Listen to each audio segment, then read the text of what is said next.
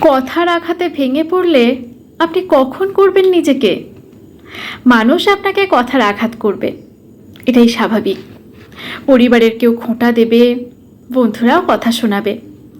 এইসবের পরেও ধৈর্য ধরতে হবে।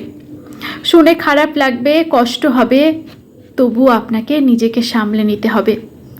কারণ যে যত বেশি ধৈর্য ধরে সে তত বেশি শক্ত হয়। জীবনের সবচেয়ে কঠিন সময়ে যদি নিজেকে শক্ত করতে না পারেন, তাহলে কবে পারবেন? পরিস্থিতি ভালো হোক বা খারাপ, নিজেকে শক্ত রাখতে শিখুন। ধৈর্য না থাকলে আপনি কোনো লড়াইয়ে জিততে পারবেন না।